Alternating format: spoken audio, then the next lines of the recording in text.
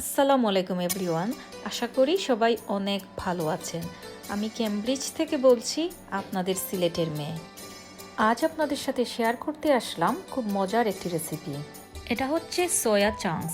এটা আমাদের ইন্ডিয়ান সুপারমার্কেটগুলোতে খুব সহজেই কিনতে পাওয়া যায়। সয়া চাংস নর্মালি সয়াবিন থেকে প্রসেস করা হয়। এই সয়া চাঙ্কের মধ্যে রয়েছে অনেক গুণাবলী।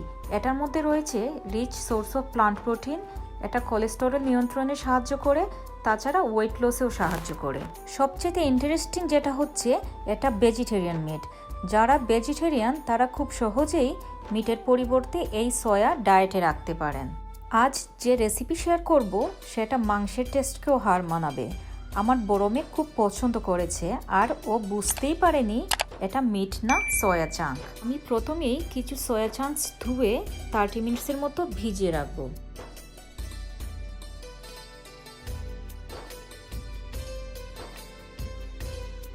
এখন প্যান গরম হওয়ার পর আন্দাজ করে তেল দিয়ে দেব। তেল একটু গরম হওয়ার পর আমি দারচিনি, এলাচি, তেজপাতা আর শাহি জিরা দিয়ে একটু ফোড়ন দিয়ে দেব।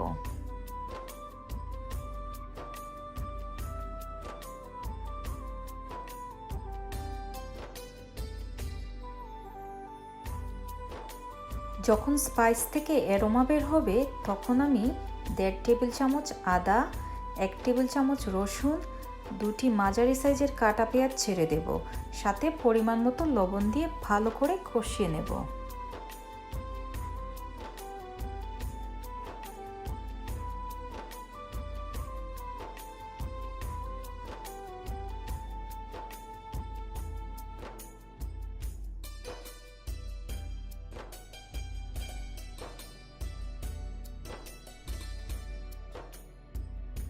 এখন আমি হাফ টিস্পুন হলুদের গুঁড়া, 1 টিস্পুন মরিচের গুঁড়া, half teaspoon curry powder, half teaspoon coriander powder, half teaspoon জিরা গুঁড়া দিয়ে আরও কিছুক্ষণ কষাবো।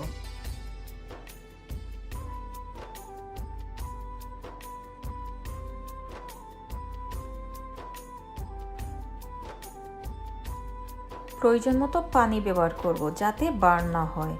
তারপর লিড দিয়ে ঢেকে আরও 2-3 মিনিট কষাবো।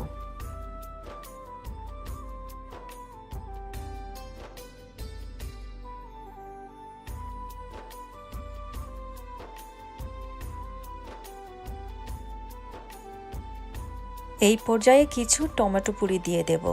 এতে টেস্ট বাড়ার সাথে সাথে কালারটাও অনেক সুন্দর আসে। তারপর আবার লিড দিয়ে ঢেকে আরও 2-3 মিনিট কষাবো। এখন আমি সয়া চাঙ্কস ছেড়ে দেব। তারপর মশলার সাথে মিশিয়ে ভালো করে কষাবো কিছুক্ষণ।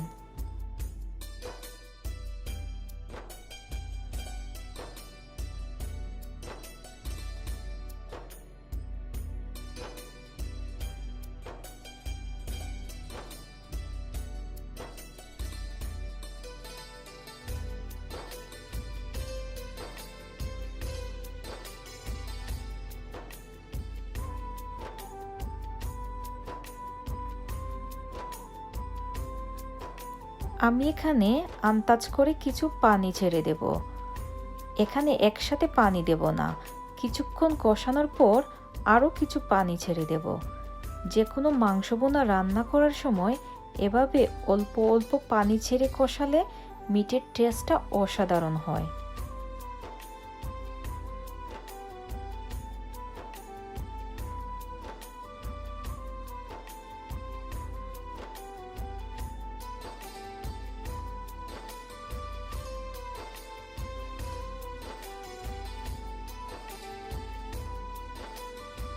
আমি এই পর্যায়ে বাসায় তৈরি করা হাফ টিস্পুন গরম মশলা ছেড়ে দেব।